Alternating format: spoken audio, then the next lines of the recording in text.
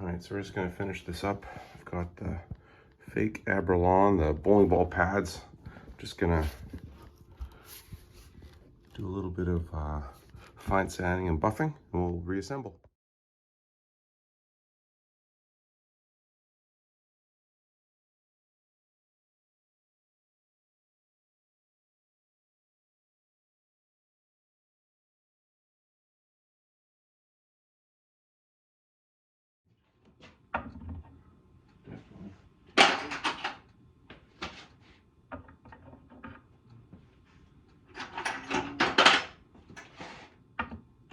That's perfect.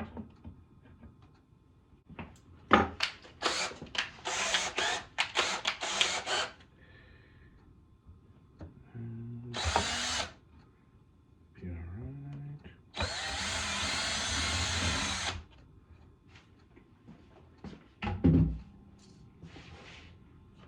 Gonna ream that.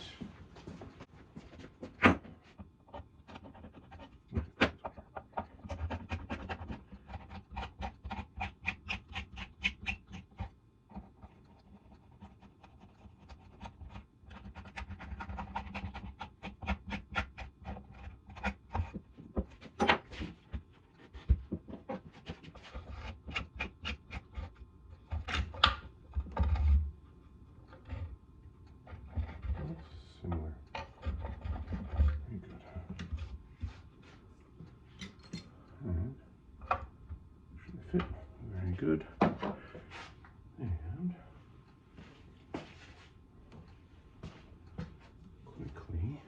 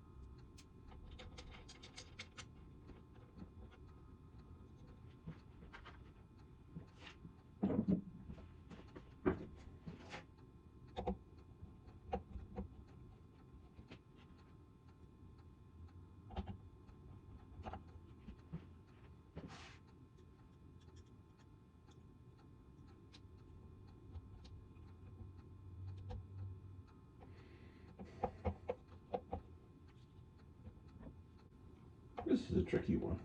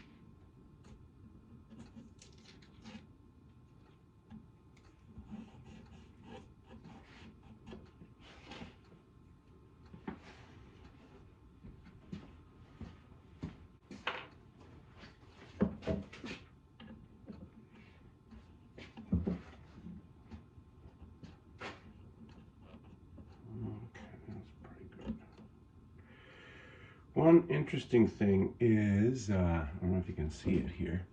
Check it out. Do you see the truss rod here? The truss rod channel. See how it's not actually centered? That's the only point. It's not centered. Point being, there is human error on so much. And that's okay. That's all. Only point. This nut here, see if I can make it fit a little bit nicer. Yeah, it's had a lot of work over the years, even though it's a relatively new guitar. Curious. Somebody made this compensated nut, but it never fit properly. So just make it fit a little bit better.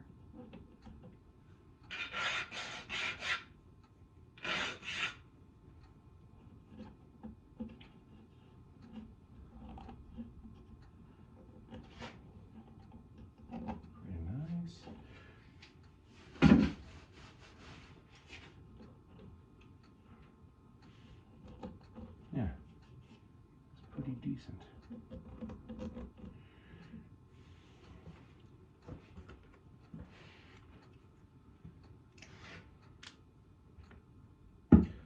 I'm going to adjust this again after. I just want to see everything fits and lines up. Light up the drill out. Might as well, you know, drill the hole.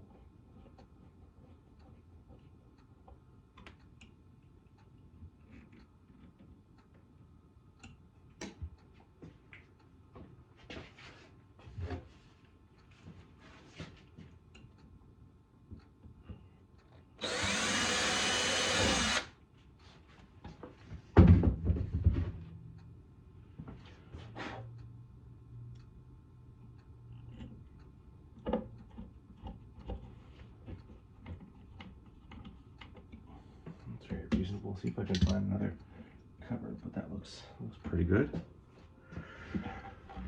And yeah, this looks like a 70.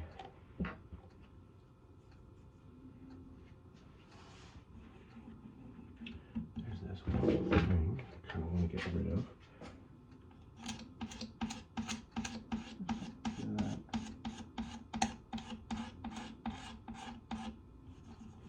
Not much else. Actually, it's pretty clean.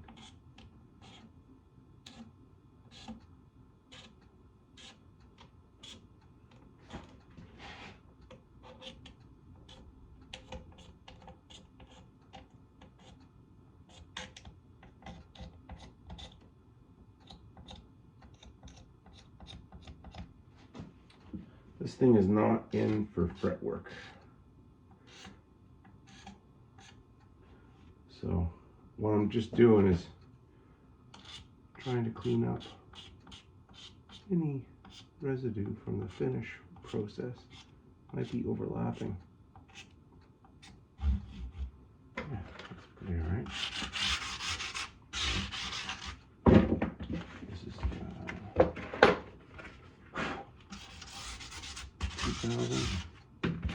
There we go.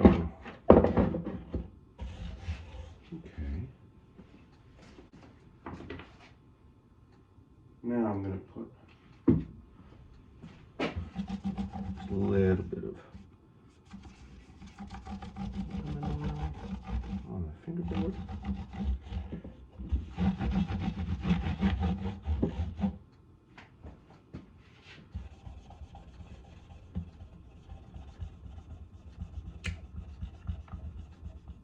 And because it's so easy at this stage, I think I will also just clean the pots and the switch. Give it a nice setup. We're not doing the frets. There's a little bit of wear. That's just another added thing for both myself and the customer. It's just not needed because apparently It played just beautifully before the headstock broke. These strings are Ernie Ball. I like D'Addarios. I actually dislike Ernie Balls. I think Ernie Balls, they break a lot more frequently than D'Addarios. D'Addarios have nice tight winds with their windings around the core, and the steel is better quality. And sometimes there have been multiple, maybe it's happened a couple times where the guitar had a buzz after I did a setup, but with the fret dress, leveling the frets and crowning and polishing them. Basically, the guitar still buzzed, which blew my mind. And then I realized, after a little bit of mucking about, that it was actually because they were Ernie Ball strings, and it was the string that was vibrating. There was the winding was vibrating and rattling around on the core. So I don't like Ernie Balls that much. But I think they're popular because they're about $2 cheaper per pack than the D'Addarios. So everybody always thinks, oh, I'm saving $2.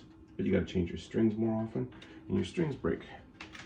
So if I was going to suggest one brand to really embrace and stick with, D'Addarios. The D'Addarios, I think, are by far the best string out there.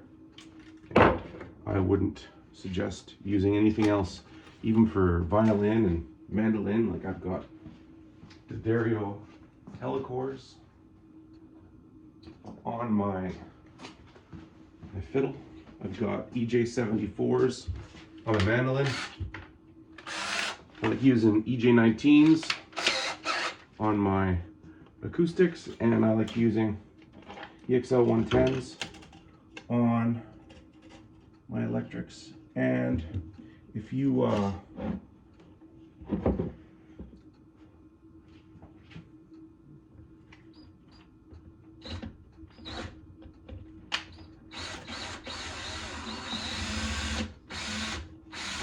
I've got the, that's pretty bad, eh?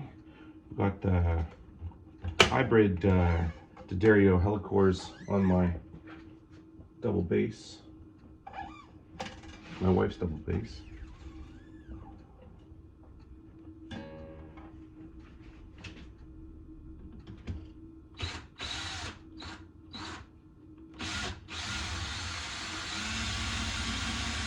And they've lasted a long time.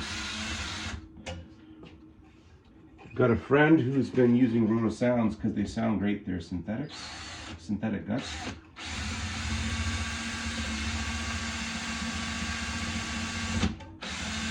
And he is a professional touring musician with his upright bass. And it's collapsible, so he doesn't have to take it down. However, those Roto Sounds break like crazy. They unwind. And when you're looking at spending like $250 or $400 a set,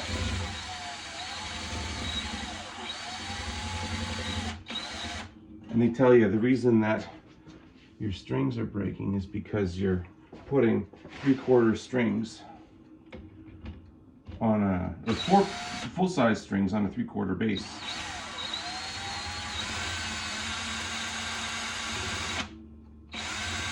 It's like, dude, pretty much all basses are 3/4 size. It's pretty rare. And who's going to be a symphony player who wants to have synthetic Roto Sounds on their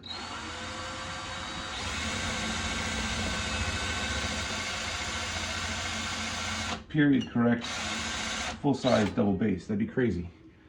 So they don't make 3/4 size strings as far as I know. So kind of ticked off at Roto Sound for that. Just saying. your strings unravel. That's why. Anyway, yeah. Nice tangent. That's why I like D'Addarios. So, because these aren't D'Addarios, I have to be a little bit more careful. Because when I'm stretching, good chance that I might end up breaking it.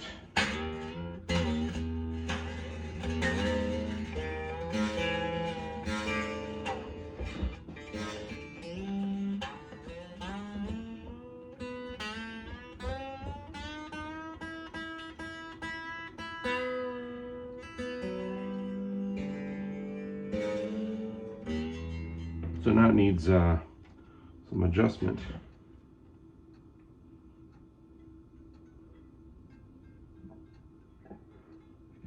But yeah, I'll take the cover off, adjust the truss rod, and so forth. But yeah, that's the broken headstock finished up there. You know, it looks just kind of normal. It doesn't look like it's a bag of beep. You know, so many people just do kind of an ugly job, and this is reasonable. But it's not highway robbery. Like, it's 650 bucks Canadian. What is that, like 400 American or so? It's no, it's a good repair, and it's reinforced on both sides. You can check the video previous to this one to see what it was like. That's all, and thank you. Have yourself a great day. And here it is, smashed headstock Les Paul.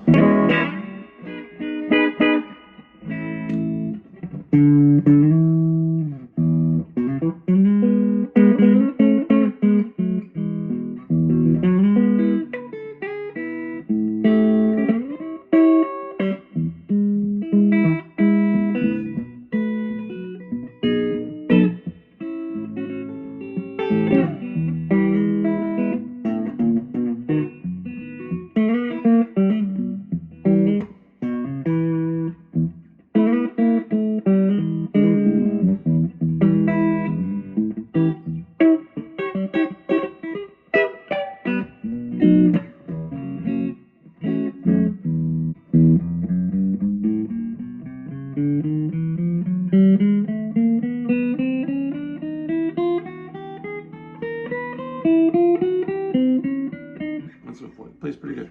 It's a nice guitar. It's a very nice guitar. Yeah, so it's broken. Get it fixed.